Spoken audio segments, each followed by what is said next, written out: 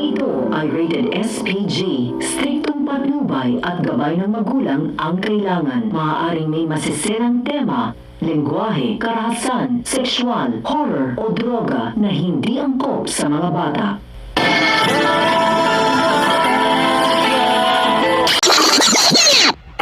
Sa unang pagkikita ni Olga at Mokang, agad na nagpasaring si Olga tungkol sa pagiging malihim umano ni Alberto.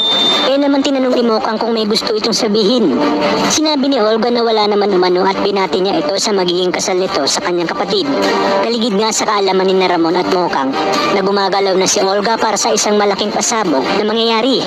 Sa kabilang banda, formal na rin nagpakilala si Ramon kay Mang Marsing.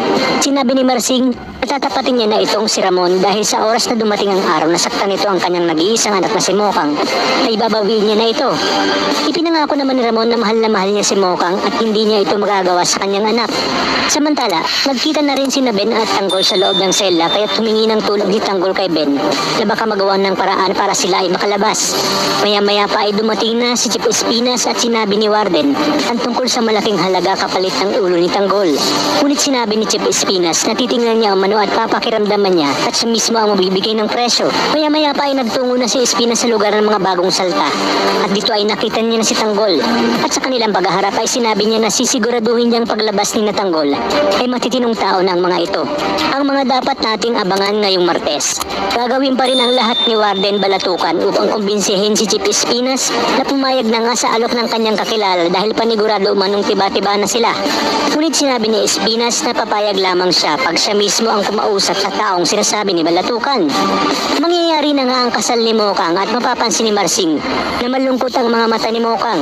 Kaya naman sinabi niya kay Mokang na maaari pang umatras ito kung hindi niya talagang gustong makasal kay Alberto. At sa unang araw ng mga batang Quiapos sa loob ng piitan ay magkakaroon sila ng mga bagong makakabangga. At ito nga ay ang mga batang Divisoria. At dito magsisimula ang bakbakan sa pagitan ng dalawang grupo. Sinabi ni Espinas na huwag galawin ang mga batang Quiapo dahil may patong nasa ulo ang mga ito. Sa inyong palagay, papayag kaya si Chief Espinas na makipagkasundo sa oras na malaman niya na si Olga pala ang nag-utos at handang magbigay ng malaking halaga para sa ulo ni Tanggol. Kaya naman kapamilya, kapit lang dahil marami pa tayong dapat abangan. Ito lang sa pambansang teleserye ng Sambayanan, ang FPJ's Batang Quiapo.